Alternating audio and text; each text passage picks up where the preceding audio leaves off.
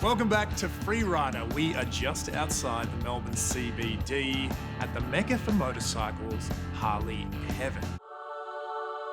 And I'm picking up a Lowrider S and a Heritage Softail for our ride today. I'm pretty excited about hitting the twisties in the Yarra Valley, but I'm also pretty pumped to introduce you to our guest. He's an actor, presenter, host, and he has the voice of an angel, Axel Whitehead. Hey, dude. Hey, man. Good morning. Very well indeed. Yourself? Yeah, really good, really good. Good Excellent. Good to see you too. What a day. We've got sun, we've got beautiful motorcycles, and I'm pumped. Yeah, have you ever ridden either of these guys before? I have not. They are very, very sexy motorcycles. I've had the pleasure of riding the Pan Am, the Sportster S, and the Sports Glide, but I would love to steal this. I was going to say, in that case, I better let you have your pick. So Lowrider S it is. This is mine. Awesome. Let's do it.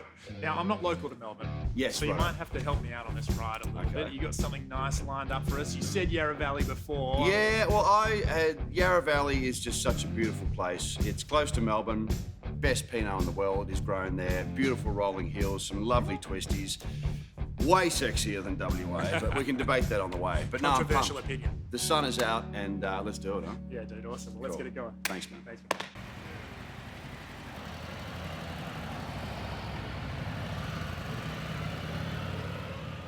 I always like to start at the beginning with stuff like this. Oh, and yes. Obviously, huge show, Australian Idol. What's that experience like for you? Well, I had just come back from China with a band. I've been playing these bizarre gigs in China, and a mate had just come back from the UK, and he'd seen the Idol show. I think the first Idol show had launched in the UK, and he was like, "Dude, you got to do this thing. I'm signing you up for this show," and rah rah. And I had no idea what he was talking about. And anyway, it came to the day, and he was like, "Oh, tomorrow we've got to be at the tennis centre for this thing." And I was like, "What is this thing?" And he said, "Trust me, trust me, trust me. You've just got to do this show." And we'd been out for a bit of a late night, and we arrive at, I don't know, 6 or 7 in the morning, and here's this massive crowd and cameras. I'm like, "Is this a TV show?" And he's like, "Yeah, dude, this is the thing I've been talking about." And I was like, "Oh, righto." And I was like, "Oh, I really don't want to do this, man." Anyway, he made me do it, and I sung and then got through to the next round, and sung again. I was like, okay, so this is like a reality TV show. Okay, cool.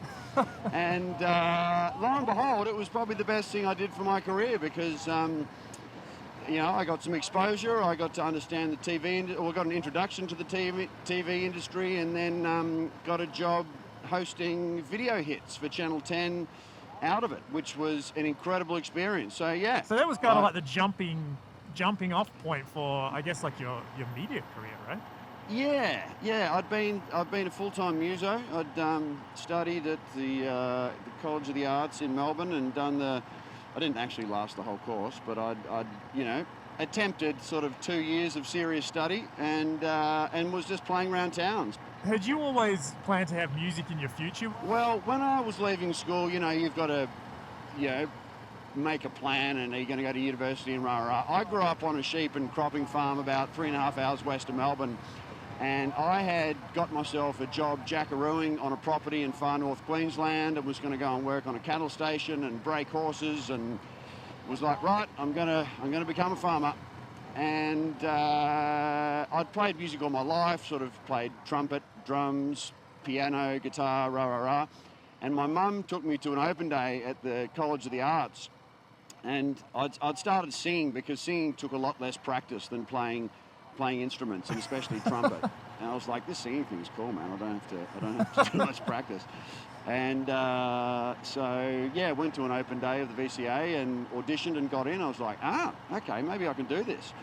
And then, lo and behold, realised what it takes to make a living as a full-time musician, which is a lot of hard work and a lot of wedding gigs and corporate gigs and bloody singing carols on a street corner. And, when you're working your way up through the scene, you do any and every gig.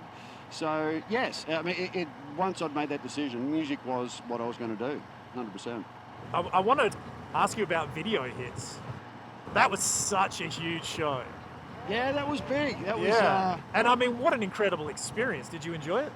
man, it was such a good experience because not knowing much about TV, I learned about production and about lighting and makeup and researching and also just learned a lot of different musical styles and stuff that I wasn't into, because the way it would work would we'd meet with the record companies each week, and then the record companies would go, okay, well, here's all the new records that we've got to promote, and we've got, bloody Justin Timberlake's going to be in town, or Beyonce, or Tony Hawk, whoever. Yeah. And we'd get to, I'd get to research them and listen to their back catalogue, and also the fact that I am a musician, I could take the interview a little deeper. Yeah, you can vibe them, right? Like you can really talk to them about that. And rather than just like, who are you sleeping with, what's happening on your video, and bloody how much money do you make, or whatever else. Actually really get into the nuts and bolts about the production of the record, or, there might be a reference to some old school music. And I thought it was a great opportunity to try and educate, educate maybe younger people if the Black Eyed Peas had sampled, something from Tribe Called Quest or an old blues line or whatever else. We could talk about that and actually sort of, flesh it out a little bit more, and hopefully shed some light on different things that genre might not allow for, So that was really cool. I love the Tribe Called Quest reference. They're like one of my favorites. Oh, aren't they the greatest, man? What happened to hip-hop? What happened to hip-hop? What was your favorite act that you got to interview? Jeez Louise, that's a good question. Or was there someone that you interviewed that you were like, man, this is just too much? Yeah, probably two. Because I didn't know a lot about pop music, I wouldn't really get, because I'd sort of grown up on country, jazz, blues, folk music, everything but pop. Yeah. I didn't really get that starstruck, which was really handy because, I could sort of compose myself during interviews and not be kind of, as starstruck as I am now in your presence, So, but when we got to interview Tony Hawk, I lost my shit. That is pretty good. I was just like a little schoolgirl, could barely string a sentence together. Yeah. And Foo Fighters, that was amazing too. And God rest his soul, Taylor Hawkins, him and Dave Grohl. I can imagine that must have been an amazing interview. Oh, it was just like chatting to an old buddy, And what I found really interesting was the guys at the top of their game were the nicest, were the sweetest. They had nothing, maybe they'd gone through the ringer, they'd made it to the top, they realised how hard it was, they're humbled, they've got nothing to prove, they're just really genuine, lovely people. Yeah. So that was an interesting thing to kind of learn, that the guys that had the most success were often the nicest people. But no, we got to go to Japan to interview Justin Timberlake, Pharrell Williams. We had Beyonce, Oasis over in the UK. We got some great junkets, man. So basically everyone. Everyone, and here's like some 24-year-old kid from the country, and all of a sudden I'm getting, flown around the world by Sony Records to interview rock stars. I was like, how did this happen? This is just, from wanting to be a farmer and break horses, and now you're doing this. So it's crazy the turns that life, the opportunities that life hands you sometimes. Well, fantastic, dude. Yeah. Well, listen, I actually know a great little cafe up here. Oh, sick. Yep, it's called Mocha and Lime. Do you reckon we should pull in and grab a feed? Oh, yes, sir. All right, dude.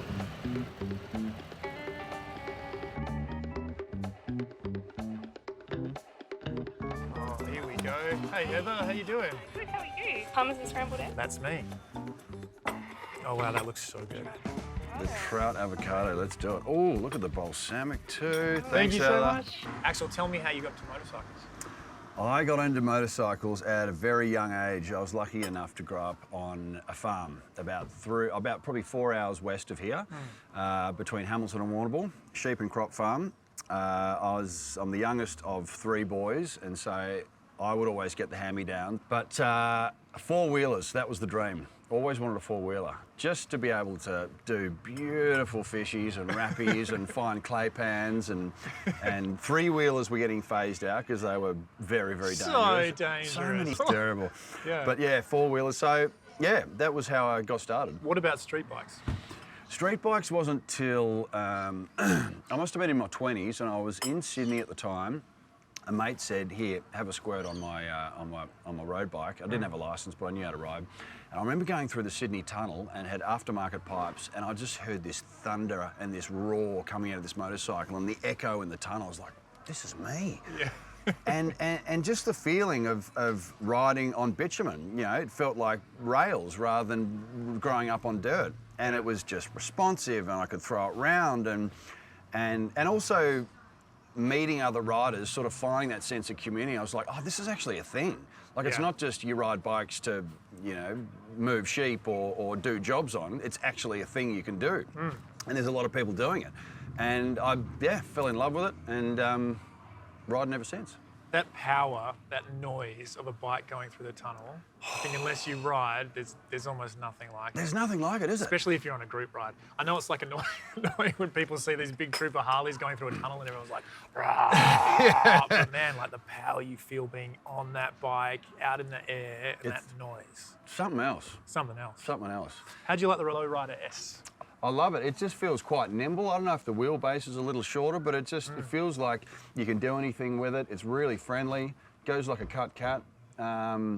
It's been a really interesting journey riding the fleet of Harleys, because I didn't grow up on Harleys. I haven't ridden. I've ridden the Sports Glide, the Sportster S, and the Pan Am, which I got to tell you about the Pan Am. Love the Pan Am. Yeah. So getting to know the fleet is unreal. I guess it leads me to my next question too. Then what's your favourite Harley? Pan America, All the hands way? down, hands down. They are beautiful bikes, aren't they? Bloody unbelievable. And it's when a manufacturer sort of takes a risk and does something that they haven't done before, that's exciting. And it's funny when, you know, you get so loyal to a brand with a motorcycle. It's kind of like, this is it, and there's no other motorcycles, and how dare they kind of venture out or whatever else. And now Harley's done this, and I got on one about 6 months ago, and we were in Sydney, and we went and did the Putty Road. There's a really great ride sort of north of Sydney. Yeah. And a mate was on a sports bike, and I looked around, and he would have been 2 Ks behind me. This thing flies, Yeah, it it's pulls. responsive, it's nimble. It just did everything that I asked of it, and I was really surprised. You just took one up through the Flinders Ranges, didn't you? I did. Yeah. I've got a mate who owns a pub in a little town called Parachilna, which is just sort of next to the Flinders Ranges. But yeah, I loved it, and I had to hand it back, and it was a sad, sad day. You know, when you fall in love with a motorcycle and then you've got to sell it or give it back, it's the Like, bloody we'll take that one worst. back. How did you get started? This is not about me, it's about you. You gave me an illustration when we were writing about like flow with music, right? And how sometimes you're just like flowing and improvising, and sometimes you're just clicking with people. I feel like motorcycles are the same way sometimes. Not to get too... No, this is truth. Like, people say, why do you ride? Or what is the philosophy or anything about riding? And it's the ultimate sense of freedom, because it's just you on the road, and you feel everything from nature, from bugs to bloody rain to everything. I think it's great personally for my mental health, because it just gives me a time to get away from everything. My body and my mind slows down. I become one with the motorcycle, because I find if you're having one of those days where you're fighting the bike and, you know, you're a bit anxious or you're a bit angry or whatever else, and you just can't quite find the saddle, you know, and you're just having one of those days where, you're not connecting. And so I would sort of pull over, a couple of deep breaths, and just trying to get back into my body to connect to that and to have that sense of flow. And when it's right, and you enter a corner at the right speed, and you're halfway through and you exit, and it's just like you get shot out of the corner, there is no better feeling. Poetry. Oh, it is poetry in motion, man. Yeah. Well, speaking of which, should we kill these coffees and go make Let's some do music? it. Let's do it. Sounds good. When did you get bit by the acting bug? I'd always wanted to act. Like, I'd done a bit of acting at school and a couple of musicals and bits and pieces. But I just thought the idea of taking on a personality and understanding acting as a craft and all that sort of stuff, it really interests me. So I started to have acting lessons and realised that it is a lot harder than it looks. Yeah. And to also I think when you start acting, you just kind of play yourself, you know, Yeah. and you play yourself in a different sort of environment. And so, you know, it took a long time to sort of break bad habits and to be able to be relaxed in front of a camera. Well, you to be, you started out with a pretty major part on Home and Away, right?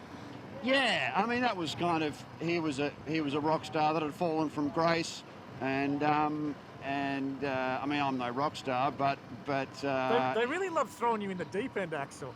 yeah, it was a stretch, I'll tell you that much. But yeah, I mean, yeah, my first, I mean, I've done it. I think I did a couple of little short films and bits and pieces. Yeah. But yeah, it was thrown in the deep end, and Home and Away was my first sort of serious gig. And you've done a little stint on Neighbours as well, correct? Yeah, I did a guestie on Neighbours. Is it one of those things where like the Home and Away guys hate the Neighbours guys and vice versa? Is there a bit of gang stuff going on there? Well, I think when you go to like the Logies or like an awards thing, it's like, oh, that's the Neighbours crew, we're the Home and Away.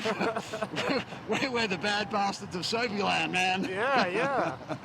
So there might have been a little bit of that, you know, when you're in your 20s and you've got a bit of ego about you.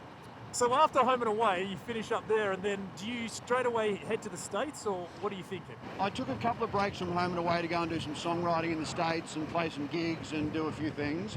Yeah, working on Shameless, that was my first gig there. I got sort of half a season playing an Aussie rock star. Yeah. Another Jeez, stretch. They're really stereotyping you there, weren't they?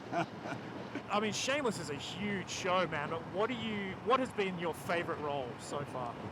Favourite role, I would have to say, probably Agents of S.H.I.E.L.D. I got to play a superhero on a Marvel TV show. And that was, man, it was bigger than God's undie. The stunts, the special effects, learning how to work with CGI stuff. Yeah, hands down, that was just an incredible experience. And it was really funny. I was actually working with an actor called Luke Mitchell, who him and I started on Home and Away together around the same time.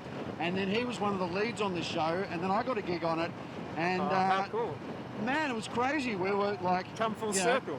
Absolutely, doing scenes together, it was a blast. So what's kind of become your focus? My number one love is music, you know? Yeah. I'm lucky that I can make money in other areas when the work's there, you know? If there's an acting job or some TV work or voiceover work or writing and making your own stuff. Axel, tell me what you got going on now. What's coming up for you? I'm getting back playing a bunch. I've got some shows coming up at a place called Bird's Basement in Melbourne. We're going to be booking more shows around town. Some TV, which is going to be in the pipeline. And how can people find you, Axel? AXLE Whitehead. That's Instagram. Facebook is Axel Whitehead. Hey, where can we find some of your music, man? You on Spotify and stuff? Yeah, Spotify. There's an old record there. There's a new tune that I put out this year called One Gun, which is like a sort of country, sort of Bruce Springsteen-y kind of thing. Yeah. And I'm really, really proud of that. So it's a sound that I've been working on with a guy called Carl Dimataga from Sydney. Yeah. It's kind of country, rockabilly kind of stuff. Amazing, but yeah, it's beautiful to be playing again, man. Well, so it's been fantastic riding with you today, dude. You showed me some amazing roads up here. I can't believe, like my first time in the Yarra Valley, I cannot believe how beautiful this is. awesome. Well, thank you for having me. It's an absolute pleasure. Anytime, mate. Anytime.